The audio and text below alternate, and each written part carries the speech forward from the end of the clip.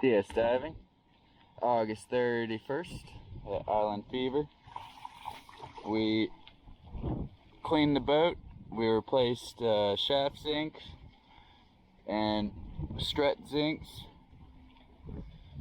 and I think one rudder and one trim tab zinc will need to be replaced next time. Maybe the diver's plate zinc also. We'll need to bring bolt cutters or something to get those off.